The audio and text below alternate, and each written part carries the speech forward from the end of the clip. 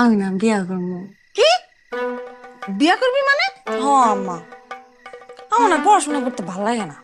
পড়াশোনা তো অনেক করছি, বহুত শিক্ষিত হয়ে গেছি। না পড়াশোনা করে কি হইব? আমার বিয়া দেবো না।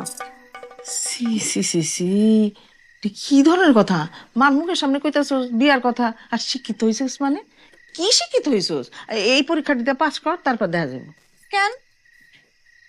তোমার যখন ছোট বয়স ছিল তখন তুমি বিয়া করো নাই? বিয়া করছে বলে তো আমি হইছি। আমার আরো ভাই বোন হইছে না? তুমি যদি বিয়া করতে পারো আমি কেন পারবো না পারছেন? আম্মা? আমি বিয়া করছি নাকি? না না না, নিয়ে আমার বিয়া দিছে। আমার বিয়ার কথা তো আমি নিজে মুখে কই নাই। আমার মা বাপে বিয়া দিছে তাই আমি বিয়া করছি। আর তুই বেহায়ের মতো তোর মার মুখে মুখে কইতাছিস। তা আমি কি কইছি আমি নিজে যে বিয়া করবো? আমিও তো কইছি তুমি আমার বিয়া দিয়া দাও। তোমরা দুজনে মিলে আমার বিয়া দিয়ে দাও, আমি বিয়া করে সংসার করি।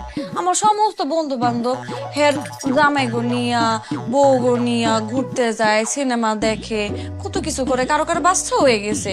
আমার এখন পর্যন্ত বিয়ে হয় না, আমার বিয়ে দিয়ে দাও না। আমার তো প্রেমও করতে দাও না, আমি তো প্রেমও করি নাই। নাহলে বললাম বিহায় মেয়ে কোথাকার! মার লগে প্রেমের কথা কইতাছিস? তোর লজ্জা করতেছে না?